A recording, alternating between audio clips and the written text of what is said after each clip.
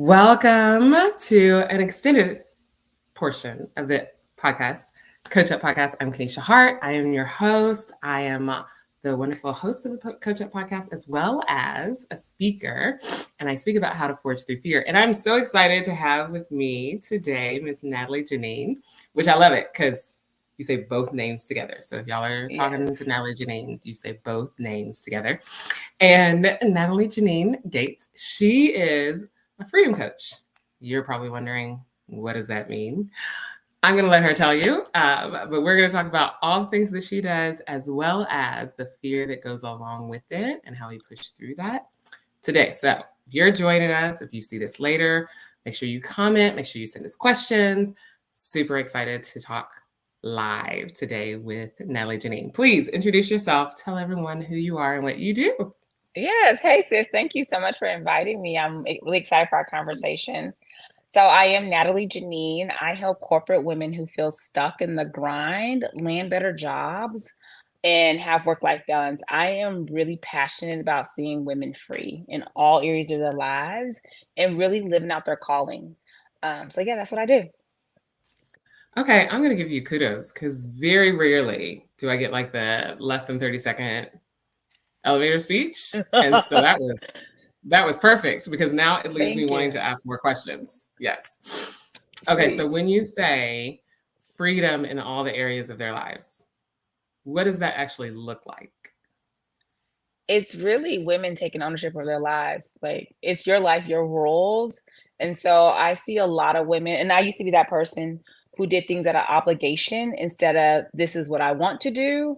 And so I really want women to show up authentically in their careers, in their home, with their friends, just wherever you are. I want you to be your authentic self. And I know like some people like, I can't be myself around this person because they don't like this or that about me. And to me, that means it's time to exit stage left and find the spaces where you can thrive. And that sometimes will create a little loneliness until you find your community. But I'd rather be free with and lonely with instead of with people and not being authentic. Mm. So I think people don't exactly know their authentic self, right? Like you said, that what does that look like for you, but and not what somebody else maybe has projected on you. But how do you help people actually find their authentic self? A lot so it's a curriculum that I have, and a lot of it is identity, and I have this curriculum where we go through about talking about your identity, like who are you called to be? Because we were all born fearfully and wonderfully made. Like that's just a given, and we were all born whole. However, life has taken pieces away from us where the pie is not as whole as it used to be. And so it's our jobs to get back to this wholeness. And part of it is dating yourself. I remember when I was in my early 20s, my mom and I were having a double date with another mom and daughter, and they wanted to know what I enjoyed doing. And I said the same three things over and over, and it was embarrassing. And finally, I was like, Mom, what do I like to do? Which is also embarrassing. And so that to me was a wake up call that I needed to start living my life and doing things to get to know myself. And I think it's so important for women to get to know themselves, like go on a solo date, try new restaurants, try new activities, sign up for things, figure out what you like and don't like, and then go from there. But often we perform a lot and we're taught to perform. And so my job is Mhm. saying, hey, what do you like to do? And if you can't answer that, how about trying these several things and tell me what you like? And let's do more of that. Another thing I have all my clients do is celebrate themselves. We don't spend a lot of time celebrating ourselves. And I'm like, you need to celebrate everything. Everything is a gift, depending on how you look at things and depending on how you live your life. But waking up is a gift. Mhm. Having your children is a gift. Going to work is a gift. Celebrate those things.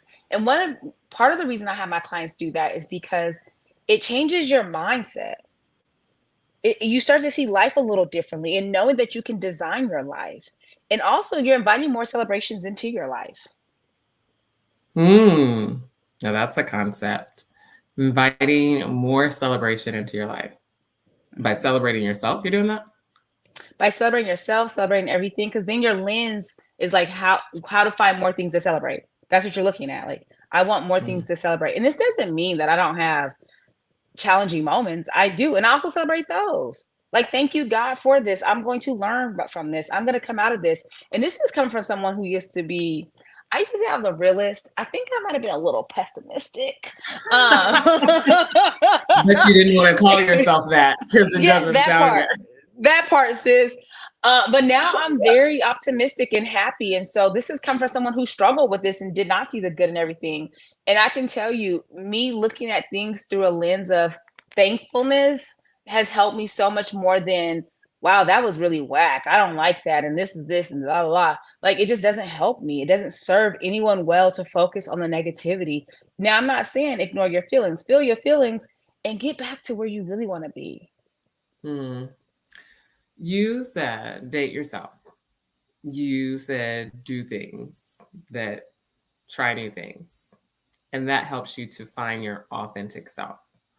So what were some of the new things that you tried or the things that you did? And yeah, we'll start there. I went on some, so there's two things. When I first started this journey, I was solo traveling. I really liked a certain podcast and it was a live show and people start dropping off like flies. And I'm sure we've all heard about traveling with your friends, y'all plan the trip and then they don't show up. And to me, I was just like, okay, you want to go by yourself. Like you were born in this world alone. You're going to die alone, most likely, unless it's a tragedy, you know? So go live your life. And so I started doing these solo traveling trips and I started to understand what it was I liked, because when you're solo traveling, you got to figure out what you're going to do. You are the agenda. And so I started finding things that I enjoy. Like I would go to museums and I would go out to eat. And I would go to natural places. And so that's where it started.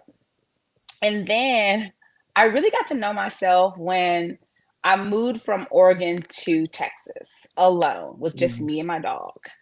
No like community in Texas. And I was by myself most of the time. So I had to understand like who I was. I went through a period of loneliness, which is expected when you're all by yourself. And in that, I grew so much. Like I also think there's things that you can do, like read your Bible, go to church if that's your thing, be around like-minded people, get into book groups and get into dances or do fitness activities that you enjoy to really test out so many different things. I also read a lot of personal development books that helped me understand, like, how do I accomplish my goals, like really accomplish my goals, not just write them down on January 1st and they like go to the trash.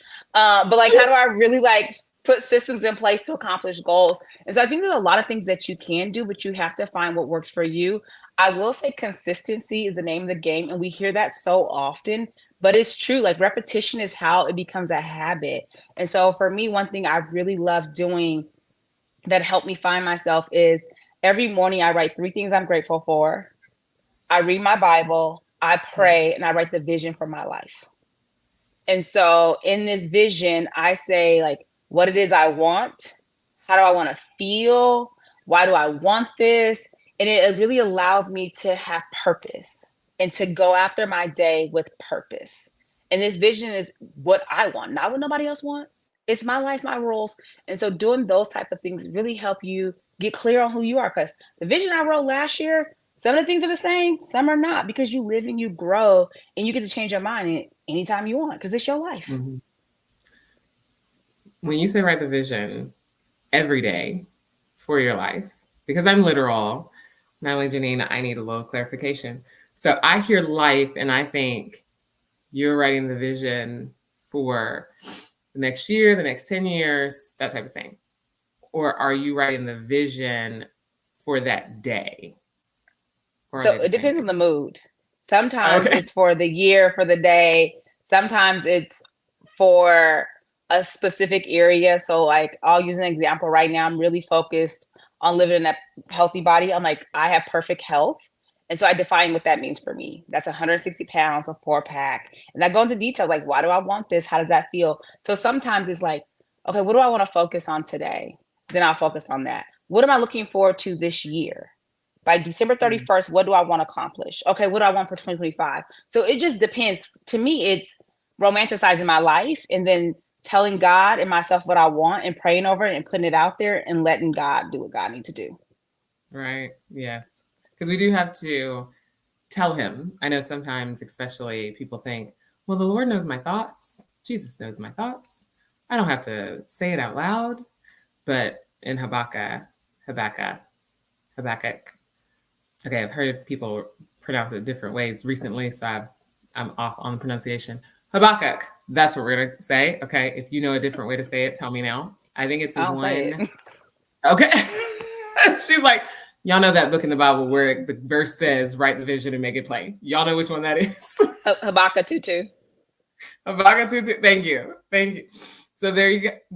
The Lord clearly says, write it and make it plain, which means it has to come out of our heads.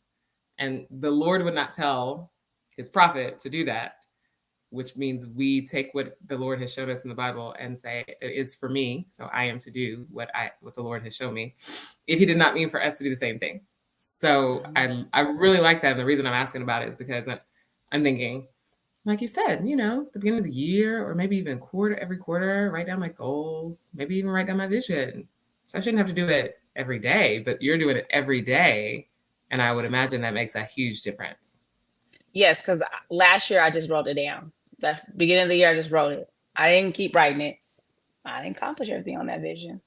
But the reason why I say write it every day or write it as often as you want to is because, like, when you went to school, they told you to write things out. Like, they didn't want you typing your notes on your laptop. There's a reason for that. Like, your mind will remember what you write. It's easier for you to program it into your mind.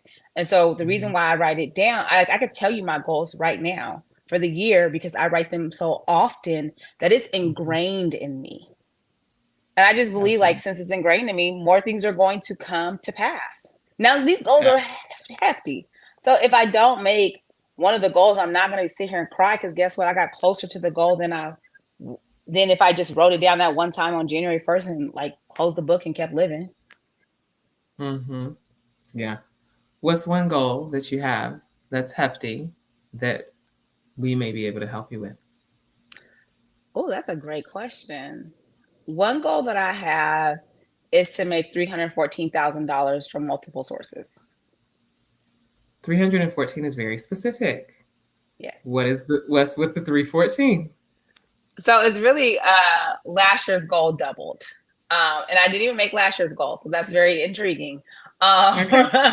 But part of it was I was working with a coach and they were like, just double your goal for the year. Because if the goal is something that you've already set and you are not a little nervous, double it. And I was like, I'm not nervous to make $157,000.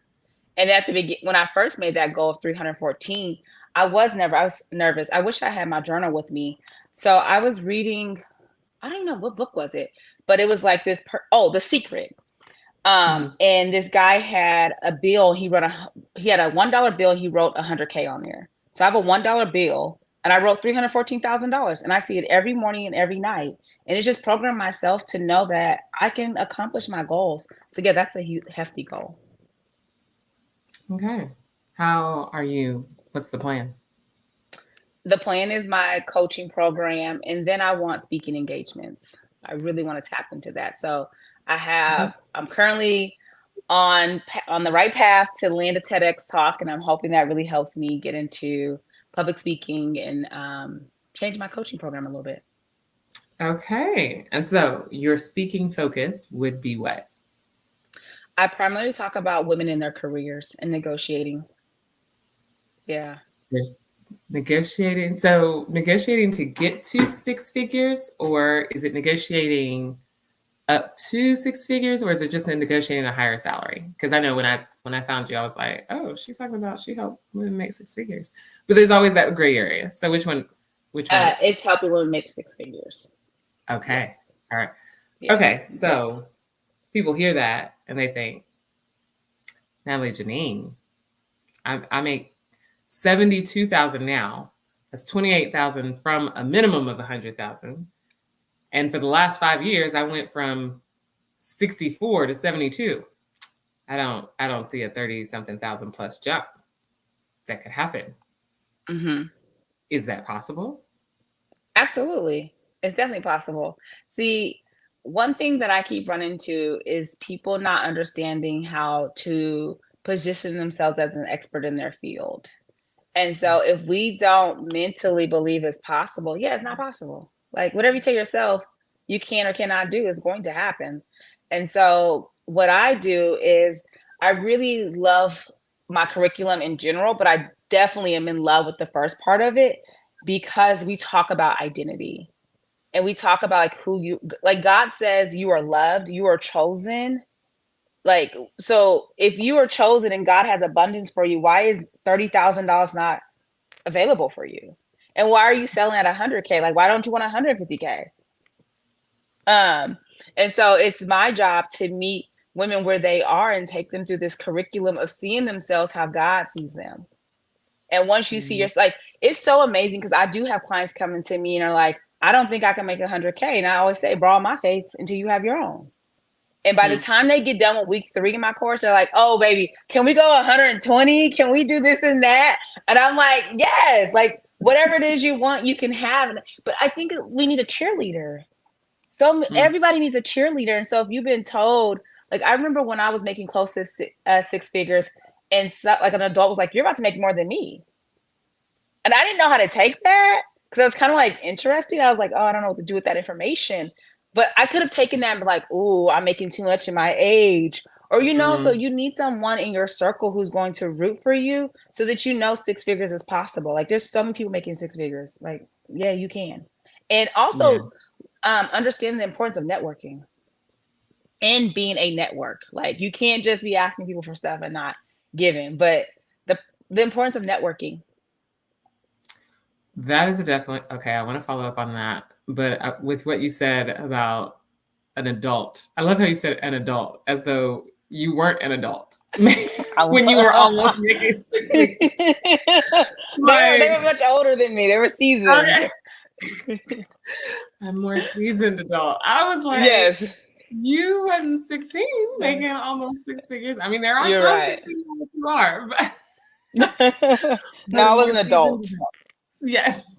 But that put me in the mindset. I have this clear memory of one of my former leaders at one of my jobs. And he's almost like a mentor now. And I remember we were riding the car and he was responsible for my role. Well, God obviously was responsible. God worked through him for my role that had paid me the highest I had ever made at that point. And he's so great, so supportive. But we were driving and he was driving a Tahoe. So the company I work with allowed you company vehicles at my level and higher, and for some other, just because we traveled so much. And I had a cute little, I don't know if it was the Honda Civic at that point or if it was a van. Two totally different, right? But nonetheless, they paid for the vehicle. And I said something about wanting the vehicle he had. And he said, well, do you want to be in this tax bracket? And my immediate, Natalie-Janine, my immediate answer was no. And I think back to that and I think, now I can see I was programmed incorrectly, right? Because my answer should have been yes, absolutely. The more money you make, the higher tax bracket. And there's always, I didn't know there were ways to lower your taxes at the time.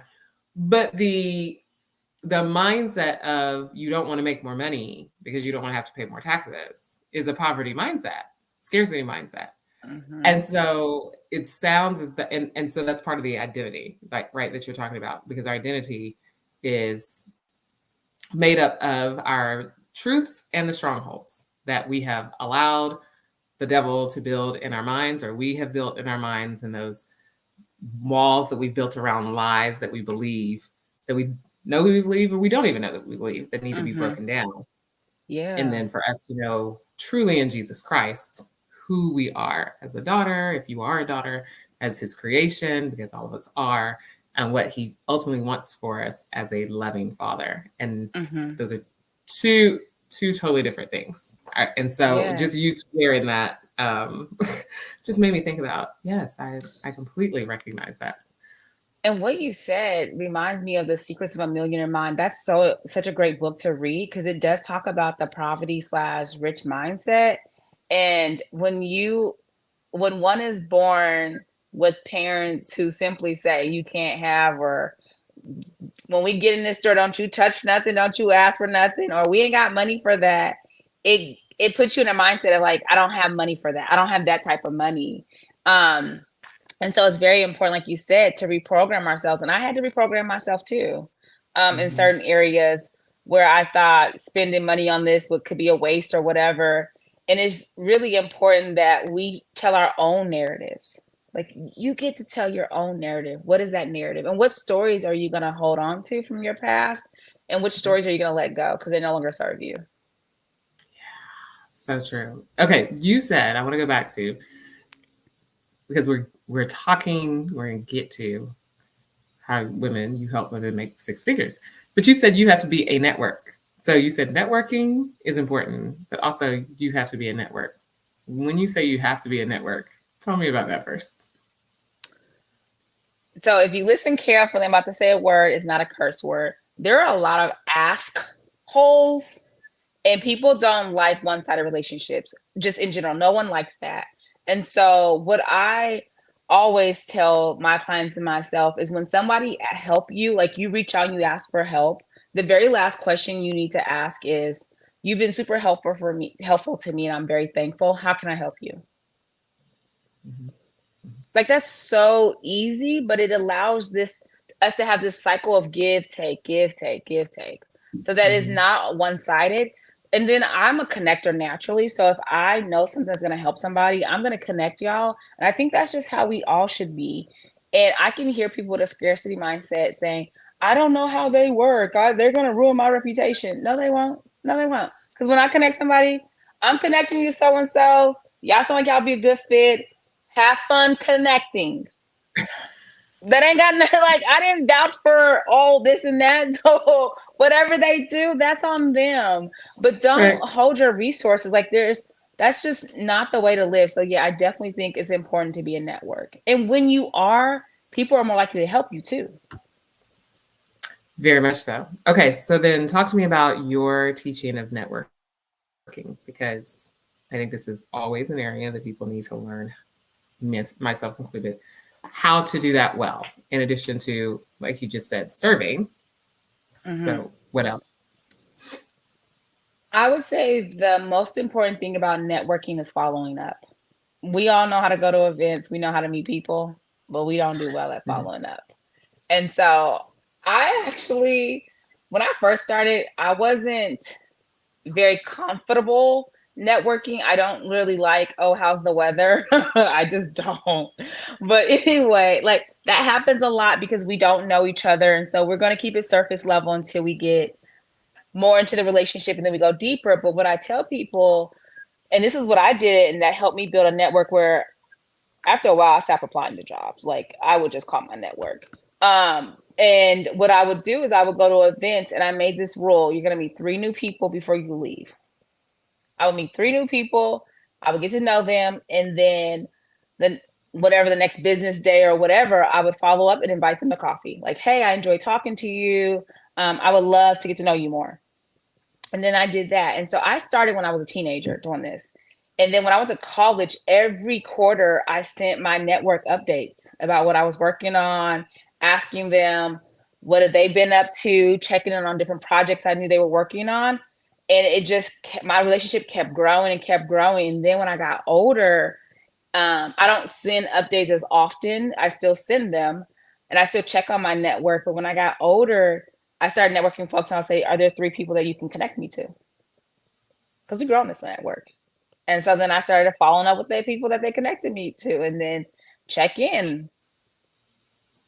And so I would encourage you to do the same when you go to events. Meet new people and follow up, because you just don't know how you will connect with this person. Right.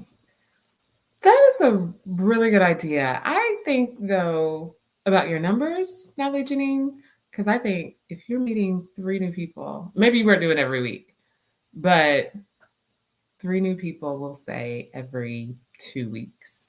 I wouldn't even go that far. I'll just say every month. So now you're at 36 people.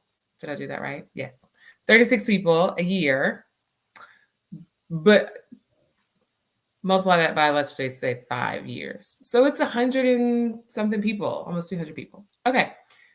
When you send this quarterly update, which I think is a great idea, how many of these people will respond? And how much time does this take to like respond back? Because I just see in my head, I just see this number growing and never being able to respond again. And maybe I am operating from a place of fear of it would just get too big and I wouldn't be able to handle it. So let's just not do that, which is horrible. But Yeah, in the how does that beginning, work for you?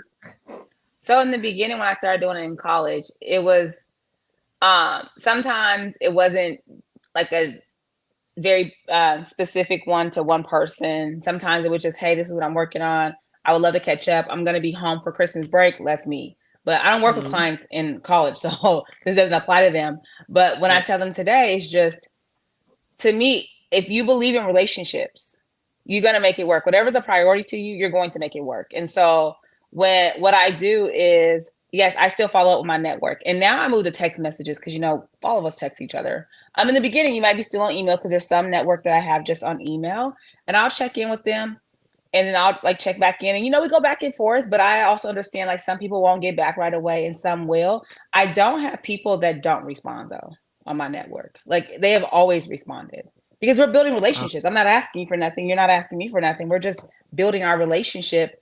Um, and so when I started doing it in college, it was actually a lot more work than it is today. And I think because my network was so huge and I was checking on with so many people, where when you get older, I feel like you're more intentional with the type of relationship you're building. And again, when I was in college, I was also a people pleaser and doing things out of obligation. Now I get to have relationships that are very fruitful and I'm intentional with those relationships. And I still think that you should check in on people and make sure that you understand what they're working on, they understand what you're working on, and just build together. Because we can't do anything alone. Like when I hear someone say self-made, I literally roll my eyes because I just don't believe in that. Right. And that's, yeah, we are made for community. I don't know if I always like that word because it just seems to be a cliche word nowadays, but the same way God made Eve for Adam, we're not meant to be alone in anything that we do. So whether Yep. it's relationship or whether it's working, right? Because yes. Okay. I'm glad you mentioned that because I don't know that I've heard that specificity, that intentionality, and the send an update every quarter. Like I love that. Has anybody copied you and sent you like an update? That or not even Um, back, like on their own, like you do. yeah, I would say yes. I have a few that check in on me, like, oh, last time we talked, you were doing this. How's it going? Here's what I'm doing. So yeah, I have a few people that do it. But that's also the people I track. Like we want to build community. We want to be rooting for each other. We want to see you win. So of course, if you're working on something, we're going to check on each other. Like you attract the reflection of yourself. And so my network is Mm-hmm. just so much richer because I am so much richer. That's good. We are. What do they say? Take a look at the people, 5 people you spend the most time with, and that will give you a Yes, that will reflection of tell yourself. you. Yes, Yes. 100%. Okay. All right. So we've talked about networking. We've talked about be a network. So, and we're talking about identity. How do all of these play into landing that 6-figure gig? Great question. So with one being strong in their identity, they know what they're going to accept or not accept. And so a lot of women who come to me have experienced work trauma, which I have as well. A lot of them are wondering, are there companies out there that will really accept them for who they are? And so when you are rooted in who you are, you know what you're going to accept and not or not. So like even though you want that 6 figures, every 6-figure position is not worth it if it doesn't Mhm. align with your identity and the impact you're called to make. So that's one thing that we talk about that helps. Networking so you can call people so they can get you a job. Like, let's be real. Like, I'm not gonna sugarcoat this. Like, how y'all think I got my jobs? After a while, I just like would reach out to some people and be like, hey, I'm literally looking for this job. Do you know somebody that knows somebody? Or do you know them? Can you give them a call for me? Like, there was a woman, she was running, there was a person running for office. And I volunteered on her campaign once to see what she was about. I enjoyed her and she won. So I sent her my cover letter and resume and a thank you and a congratulations card and said, you should hire me. And then I told people what I did. Yes. And then like 12 people told her about me. And so guess what? Guess who got hired? Me. We didn't even have an official interview. I had to send in my resume after I got accepted. So yeah, I teach them how to network, like call people. And then I also tell my clients, I didn't get it. I ain't going through these wild hiring practices. That's why when I hear people say the job market is competitive, if you're applying to a job by submitting a resume and cover letter and waiting for them, yeah, that's competitive. But if you call your network or you have an informational interview, the job market is not as competitive as people say it is. So I teach them that. And then we talk about how to negotiate. Like my clients already know they're going to make six figures because that's the roles we're applying to. Mm-hmm. And when they offer you the six figures, you're still going to negotiate. I don't care if you like, oh, Coach Natalie-Janine, I only wanted 118,000. They offered me 120. I don't care. They still didn't give you their best offer. So we're going to negotiate more money and maybe some other perks. Oh, we'll come back to the perks. I love that you said, I love that you said, call your network. That's how you get the job. Okay. And so, but then you also said informational something. Interview. Okay. So, what is an informational interview? And y'all will hear my cat talking in the background. Okay. I'm going to mute. That's totally fine because you might hear my dog whining because she's locked up right now because we have maintenance here. Yes. So an informational interview is, I was taught this when I was in grad school, that you should never apply to a job if they don't know your name. So how do they know your name? Because people hire who they like, know, and trust. And so I would see jobs and I would ask for 20 minutes of their time and I would call it an informational interview. So I'm asking about information regarding the job posting, get to know them, ask all my questions. This is how you know if you want to work for somebody, because you be asking all the questions because you ain't got nothing to lose. You didn't apply. I be asking all the questions. Like this woman I talked to her, she been in the same position for 4 years. I can never imagine. So I was like, oh, you've been in this position for 4 years. How are you growing professionally? How's your manager supporting your growth? When you bring something up to the table, how does your manager respond to that? Like I asked her all the questions. But then I did so well. She was so excited. She was like, oh, I can't wait till you apply. I'm going to tell the hiring manager about you. And then I reached out to the hiring manager and asked for an information interview with them too. So then by the time I like talked to them, they were like, oh, I can't wait till your application comes in. Oh, you invited me to apply? Thank you. Now I'm going to apply because I know I'm going to get an interview. And I teach my clients the same thing. We do not apply to jobs if they're not excited to see our application. Why waste your time? That is brilliant. Let me go back because I think I missed the very first part. The first person that you talked to, like you said, was in the position for 4 years.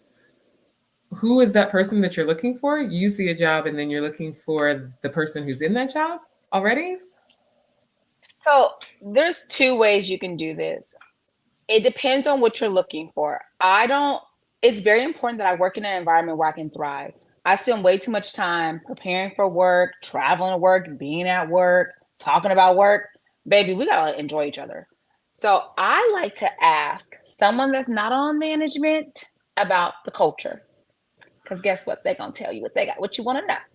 How is it working in this? So they were hiring another person. So she wasn't leaving. They were just hiring another person because the team was growing. So I asked her all the questions. She was there for 4 years. Why are you there for 4 years? You enjoy it. What do you enjoy about it? What would you like to see improve? How do y'all celebrate diversity, equity, inclusion? What does that look like in your department? Because I'm Black. Let's be real. Like, am I gonna be celebrated? And I'm gonna be okay coming here 40 hours a week or whatever? And so all her answers were great. And even the things that she said that were, things that you'd be like, think twice about that. It was still okay with me because I knew what I was getting myself into and what to expect. And then, so that's why I say have that interview with someone that's not on management, because they will tell you a lot more. I think, yeah, just period. They'll tell you a lot more. And then I go to the manager because guess who has the final say on hiring? The manager. So I also want to have an information interview with you and understand, who are you trying to hire? What skills do you want? What are you looking for? Because then guess what? My cover letter And resume gonna mirror what you just told me in the information interview. So when it comes time to review these applications, oh, Natalie-Janine can do this, this, and this. That's exactly what we need because you told me. That's what I teach my clients all the time. Thank you for the information. Thank you for the You're lead. welcome. Okay, but how can this, I can see how this can apply if you're applying to a job in your job where you have access to these people. But what about if you don't have access? This is not your company. So this example I just told you about, I wasn't working for them. They were strangers to me. However, did you find the people? Google. I would say on the Enneagram, I'm an investigator. So it's natural for me to find people. I will Google, I will LinkedIn, I will search all types of names. I will look for somebody's email address within the company, figure out your name, just change it to email you. I will dig and dig and dig until I get the answer. So those people, the example that I just shared, I didn't know those two people from anywhere. No, sorry, I didn't know one person from anywhere. I just reached out to her randomly because y'all hiring. You want the best person for the job, right? So you're going to answer these questions to help out because you got to work with me. So yeah, you don't have to know the person. You ask for information interview. Oftentimes people will give it to you. I've never been ignored for asking an information interview or my clients. And they feel the same way. I don't know them. I don't know if they're going to respond. Girl, they hiring. And my thing is, I'm going to just be real honest with y'all. Employers, if you can make their job easier to hire, why would they not go with you or give you a chance? Like, they got to read through hundreds of applications. Who got time for that on top of your regular job? So if you ask for the information interview, you make sure your cover letter and resume reflect who you are, but reflect who they want. Why would they not give you a chance? They don't want to read through all them applications and dig through all that. Make it easy for them. And so I teach my clients and myself that because I started realizing when I started doing this, I started getting the jobs I wanted. And I was like, oh, this is easy. I'd rather do this than submit a resume and cover letter and wait for y'all to call me back. All day. Oh my gracious. I'm sure you're doing approximately the same amount of work because it takes some work to find the emails. It takes some work to find the contact information. But that is just brilliant. And it circles back to what you said, which is the whole point, I believe. People hire people they know, like, and trust. Well, Now we've met you. So now we know if we like you. And if we like you, we tend to trust you. And so we would like to work with you. Absolutely. And also, this is another thing I like about information interviews. Because do you ever go hang out with somebody and they talked so much that they're like, oh my God, let's hang out again, but they don't really know a lot about you? Yes. That's what information interviews are. You ask them the questions, they answer, they felt heard. Oh my God, I like you, Natalie-Janine, or it was so great talking to you. I can't wait to read your application. That's what the information interview is. And I'm like, oh, I seal the deal. I so appreciate that because Natalie-Janine, one thing that I know I am fairly good at is listening. Fairly good. Now, Holy Spirit is going to help me remember better. I haven't asked him to do that a whole lot. So I know he's like, Kanisha, really just playing. I don't know if you really want that. But listening, I do a good job at because for most of my life that I can remember, I've always been a question asker. And I think part of it is people will say something and I'm just like, I'm curious. But then the other part of it is I've most of my life been very private, and I still am to an extent. And so I always know if I'm asking you questions, you're going to enjoy talking about yourself and you will not ask any of me. Very few people reciprocate, right? But to your point, and then people think it's the most amazing conversation. No, that was a assisted monologue is what just happened. I assisted your monologue. But people think, oh my goodness, it was so great. Yes, let's do it again. Because they people feel heard. I love that you just brought that up because it's so true. Yeah, I always like in an information interview, it's me really getting to know you and you're answering all my questions. And of course, like some people, I'll leave a few minutes and like, oh, I know we're almost out of time. Do you have any questions about me? And then my answer is based on what you already told me about the job. Right. So Oh yeah. Brilliant. That's brilliant. And the reason it's so different is because I've heard of coffee chats Mm-hmm. and I've heard of informational interviews for not for the purpose you're doing them, or maybe in a roundabout way, but to introduce yourself to, especially if in your business, like people who may be in positions where you want to go so that they know you. And so it's along the same lines, but this is very intentional. These are not people who you work with. Oh, no. And it's with the purpose of them knowing you, liking you, and trusting you so they can hire you. I Mm-hmm. love that alone is was just worth this. So I can Thank only you. imagine the extra value, the extra value you give your clients. Oh my goodness. Yes. And I'm really Okay. teaching us how to play the golf course game without going to the golf course. Like all the men go to the golf course and make these deals. A lot of us are not going to the golf Mm, course. So how are you going to make the deals without going to the golf course? And this is just one way to do it. And it's been very successful. It's been very fruitful for me because I actually don't like applying for jobs. I don't. And so let me call somebody. They do the same thing. You be sitting at the dinner table and they calling somebody. So you know what? I'm gonna call my network and say, can you call this person for me? absolutely. Absolutely. Okay. So when you get to the interview, you get through the interview, you have your informational interviews, they invite you in because they already know and trust you. Now they want to offer you the job. You talked about negotiating other perks. I'm always curious what other perks your coaching Yes. are. So it depends on the person. Like a lot of people really want a remote schedule. So we talk about, like I tell people all the time, I don't care that they say you got to be in the office 5 days a week. If you want this job, apply. Because by the time they offer you the job, they want you. They don't want second best. So they're going Mm-hmm. to create a win-win situation with you in mind. And so if it's you want to work from home or you want a hybrid schedule, you want a flexible schedule, you want more vacation time, right now's the perfect time to ask all those things when they give you the offer letter.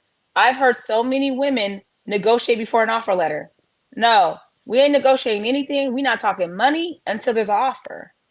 And then when there's an Mm, offer, really sit down. Like when my clients get the offer letter, they already know what they want. We've been discussing that already.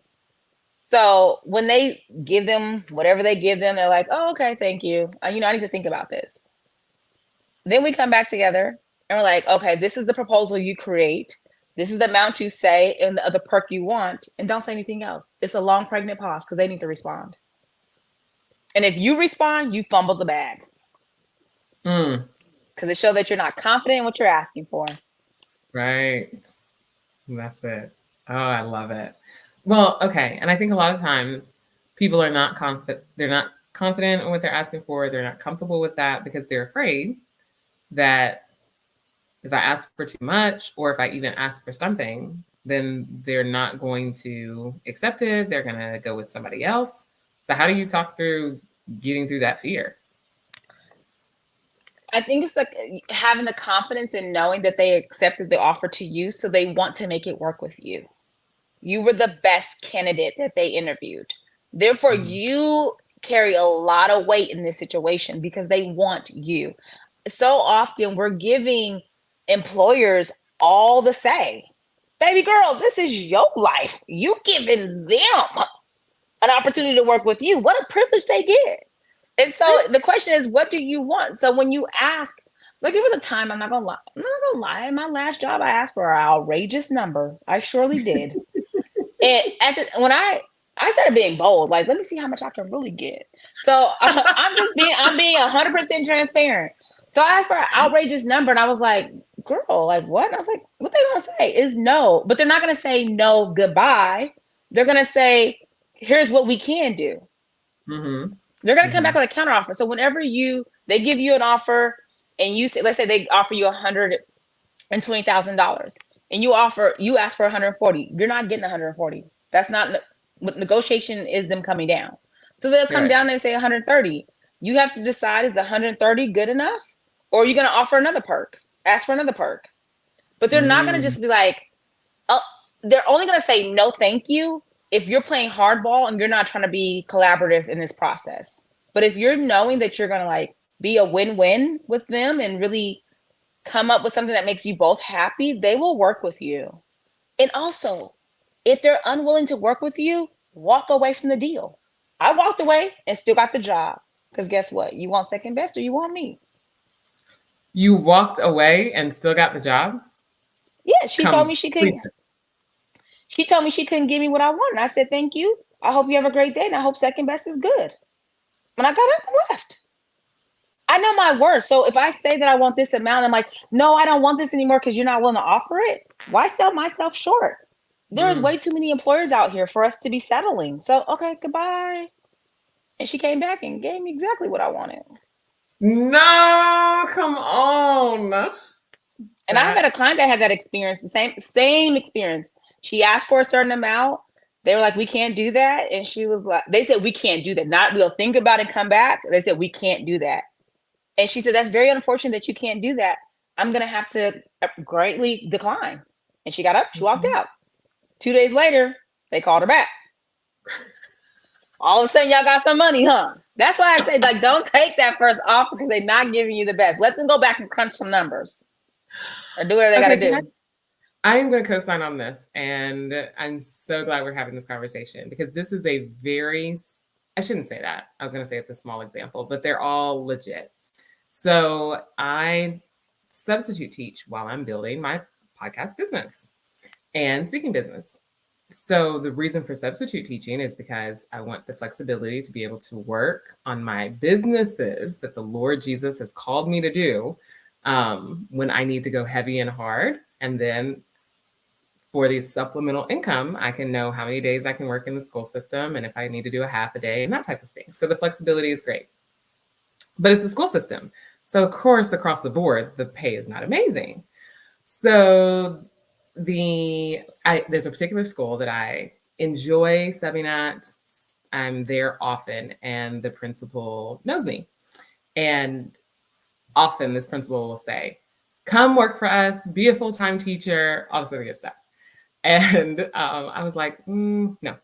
But then they will have, Natalie-Janine, they will have times when, like, for example, if somebody goes out with pregnancy and whether it's the husband or wife, whichever one, but they're going to be out for a couple of months and they will ask, can you do 2 months? Well, now you're asking me to do a whole lot of work and be committed for 60 days of my life. But the pay difference is very minimal. So there's a bit of an increase because you're there every day, more work, but not significant. So the first time they asked me to do this, Natalie-Janine, I told them my terms, which was, I won't even go into them, but I told them my terms, and they did not come back to me. Okay. I ultimately didn't want to do this. So you not meeting the terms that leaves me exactly where I want to be. We're good. And I think that's important for people to know, and especially talking around fear, like you have to be comfortable where you are, right? Yes. Like you may be looking for a job, but you have to be comfortable and confident knowing this is my status quo and I'm okay with this because I know better is coming or I'm going to work through it. I think that's very important. So I was like, okay, fine. A few months later, we have another opportunity come up. The request that I had made the first time that they were like, we're just not even going to return and have a conversation because we're not doing that. All of them got offered. So interesting. And all of them didn't get offered at the same time. It was, okay, you need, because I had requested like time off during the, whatchamacallit, like a regular set of time off. I'm not going to be with y'all all every day. Like y'all need to give me a day or two here and there. That was the first thing that was, they were, okay, we can do that. We can work out that somebody comes in. And then the second thing was, I was like, y'all have to come up with some extra money. They were, we can't. Amazingly, after the first time when they came back with, oh, we can work out your days. And I was like, I still need an extra bit of money. Took them like a few days. We found this, that we can do X, Y, and Z. So I love exactly what you're talking about because people need to hear when you know your value, you know your identity, and you're confident in it. Like you said, they've already chosen you. You are their valuable asset right now. They don't want to go back through interviews. They don't want to find anybody. you've already been through informational interviews. They already know they love you and want you. They will be willing to figure out a way to get you. Yes.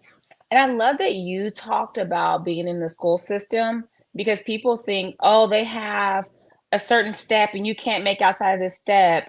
That stuff is, there's ways that you can get into a different step if you know how to negotiate. So I don't want anyone to think that because they have caps and they have this and that, if they want you, they'll go start crunching numbers and all of a sudden got new money to help you. Um, so be okay with sometimes walking away and deciding what you want. But I will say, if you settle in your career, it hurts you financially, especially because it's so hard. Like you can't, I don't believe in that climb the ladder mess. I don't believe in that. Like, yes, it's possible, but it does take a long time. But why not go somewhere and just make the 6 figures? Why climb the ladder? Just go somewhere else and make money. That's my personal opinion. That makes a lot of sense. I tried climbing the ladder. And it, nope. She said it broke. So I went and built my own ladder. That's what you did. What they say, they're not going to give you a seat at the table, bring your own seat. Yeah, I went elsewhere. I literally, you're talking about that job. Oh, you haven't? Yeah, they're not going to give you a seat at the table, bring your own chair. Yeah, and I had a job where I was like, oh, this is a foot in the door, I'll climb the ladder. And there was no climbing happening. So I left out a job. I'm not going to settle. Like, I'm not selling myself short to help you with your dream, but you're not going to help me. That's why I said be a network. And that person wasn't trying to be helpful. Okay, I'm leaving. She's like, where are you going? I don't know, but I'm not coming here on Monday. Like, whatever it was, like, I don't know. Because, yeah, just don't. Like, if you find something better, go take it. And the loyalty people have with companies, like, I get being a great employer, but also if your needs are not being met, what are you being loyal to? Mm-hmm. This is a different mindset because, Natalie-Janine, you're probably under 30, correct? Oh, I love it. That's nice, but no. Oh my goodness, you look like it. I love Thank it. you. Okay, you're definitely under 40. Yes. I'm under 40. Yes. Okay, great. All right, you look like you're under 30. And I love your high energy because you think you're under 30. Okay, not to say 30-year-olds can't have high energy, but okay. It's all right. Thank you.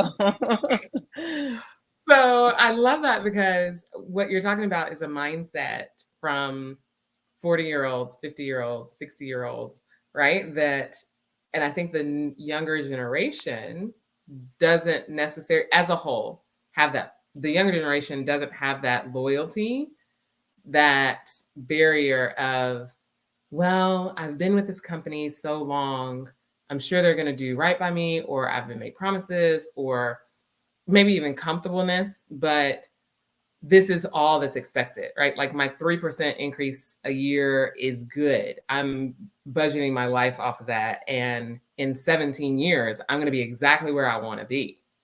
Mm-hmm. And the younger generation is like, nah, we just going to peace out. You're not doing what I need. I'm not going to do what you need. And so I really think that's a mindset that first we have to break the barrier that it's not right. Because coming from, I'm older, and I know I don't look it. Okay. I'm older. And so I come from that mindset of both of my parents worked for the same company for 30 years or so.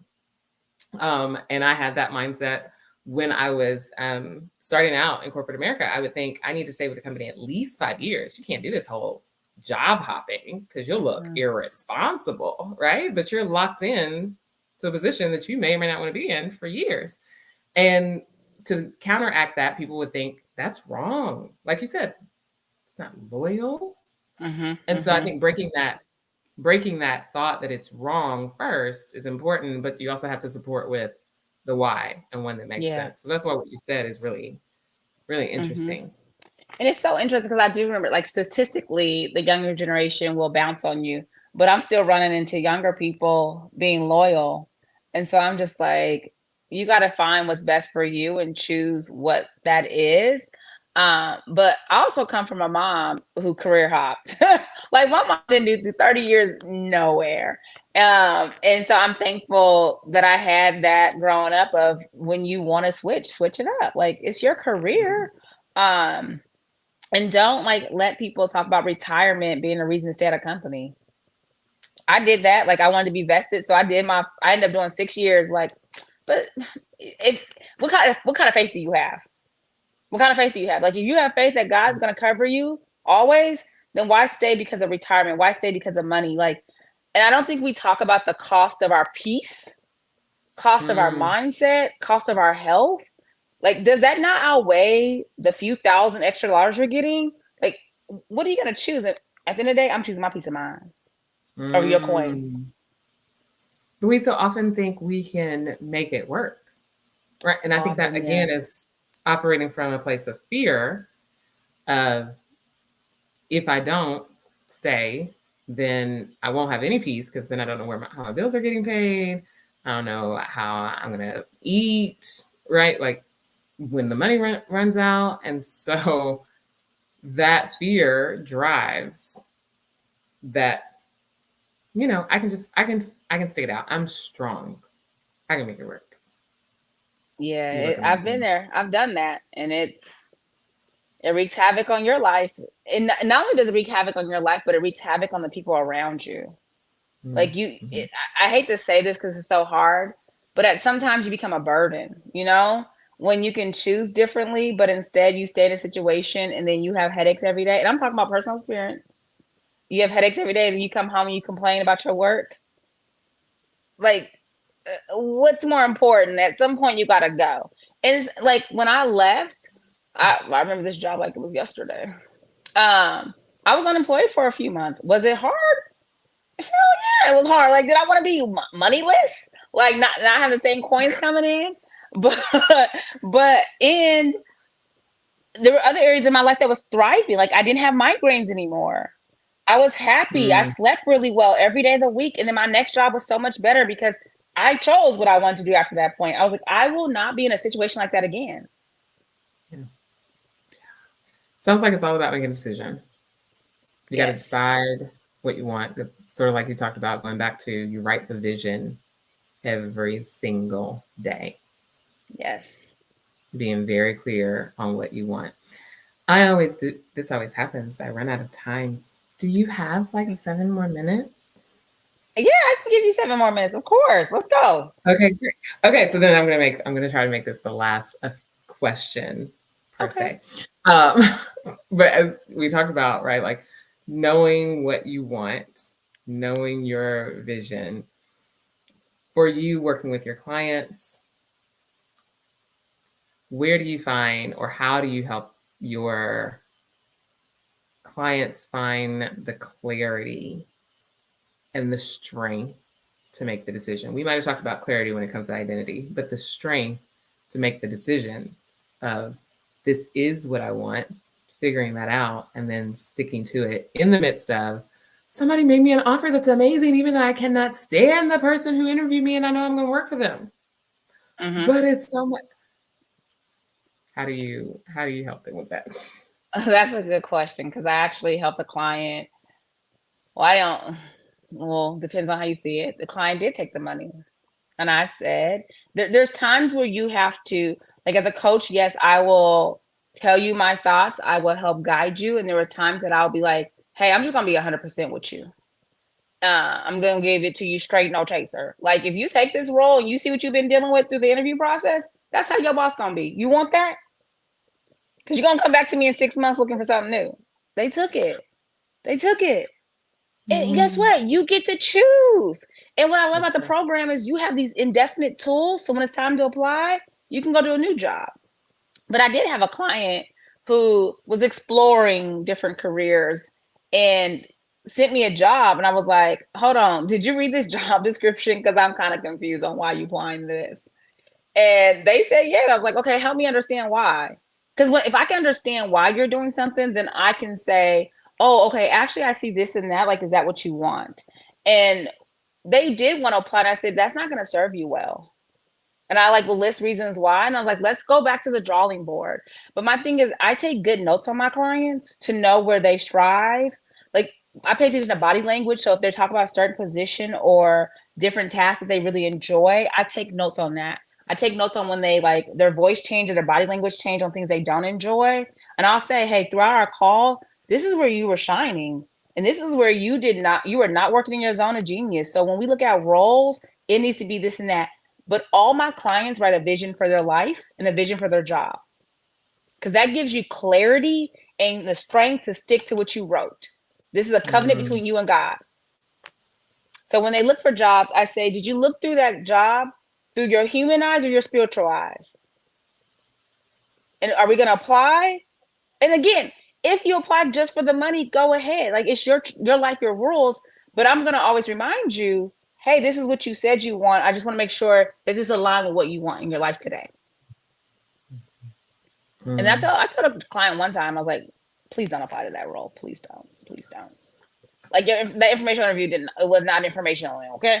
Like, let's not apply. Let's move on. let's move on. They told you they don't have work-life balance. They told you they work on the weekends. Let's move on. We're not working on the You don't want to work on the weekends. So that doesn't even jive. Don't even. Yeah. Like, one time my client was setting up an information interview and the person asked for her personal cell phone number. I was like, oh, they don't have boundaries. Like, you need to respond and say, here's my work. Like, you need to respond via email from your work email or your personal email since you're doing an information interview, and give them times that you're available. We're not giving out personal phone numbers. No. Now that's interesting. We don't give out phone numbers anymore. To a potential boss? Yes. No, I don't. I personally do not. Why not? If you need to reach me, you need to give me a work cell phone. Boundaries. So then you can text me at 11 p.m. You can text me on the weekend and I'm expected to respond. Like, I value my personal life, and I just sometimes think employers want us to work all the time. Like, we have a culture of always working. I have a culture of work-life balance. So for me, you're not getting a personal cell phone number. And I remember I worked for a company and we had like small teams, and there's a team of 5. I was the only one who decided to get a company phone. And they're like, well, we'll pay your phone bill. Oh, my phone bill's not hurting financially. Like, no, I'm still taking a company phone. And I'm going to turn that phone off. Okay? Because I believe in work-life balance. Like, and it's so, like, and I get it. I was going against the grain. But I also knew what it was to work 17-hour days for my boss and, like, miss out on social events as a young 20-year-old. Like, I know what it looks like to be all into your boss's dreams and be very loyal and not have a life. And so my clients also come to me because they feel stuck in their careers and they're overworked. So you have to set the boundary. My thing is, if you set it in the beginning, then it's a smooth thing throughout, because they already know I can't text Natalie-Janine. Like, if her work phone is off, I'm not going to be able to get a hold of her. And my thing is, if it's an emergency, you're calling 911. You're not calling any of your employees. So we're fine without having personal cell phone numbers. There it is. I don't know if there's a better tip, standard, stance that we can end on. Because again, it comes back to your identity, knowing who you are, knowing your value, knowing your worth, knowing what your vision is, and then being bold enough, confident enough. And even if you're not confident yet, just being bold enough to say, this is what I have to offer. This is what I'm willing to accept. And there is somebody in the world of 8 billion people, minus my one self, that can meet this. Yes. And I know what I love about where I am today. Like, everything I said to you, I said it with confidence. I said it with grace and love. And I'm not bothered by that. But 10 years ago, when I actually set my first boundary, I thought I was an itch. And you know what letter to put in front of that?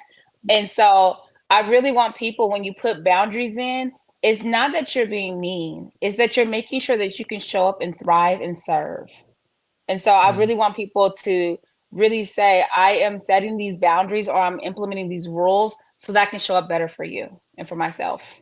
And live in that, and just really hold on to that, because if you don't, you'll be flapping around in the wind and going in many directions. And that's just not how I think anyone should live life.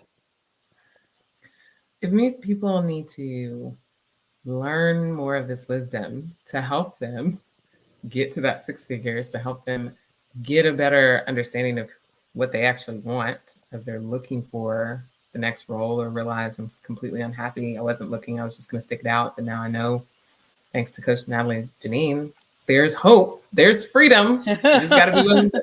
Got to be willing to pay the price. How can people connect with you, find you?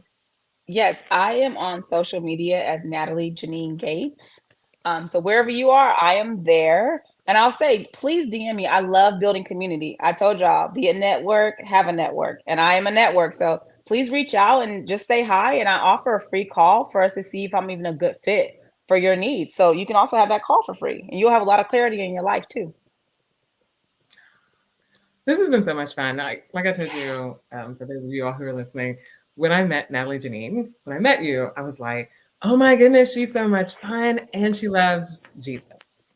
Yes. That is always my favorite. I love another believer who loves Jesus. I love all people. Jesus said, I love all people.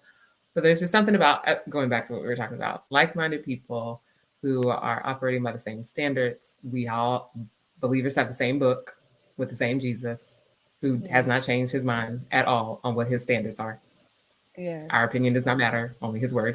So when you're talking to somebody who loves Jesus, then we're all operating from the same standard, and those conversations are just so much fun. So thank you so much for being here today. No, thank you, sis. I'm so glad we were connected, because when we connected last week, it was not enough time. And I was like, oh my God, I can't wait to this conversation, because it is so nice when you can show up and live in your faith and live that outwardly. Mm-hmm. And so I'm so thankful that God saw fit for us to find each other on the internet and have this conversation. So thank you so much. And I am praying for so many blessings to come your way. Likewise. Thank you. Thank you, sis.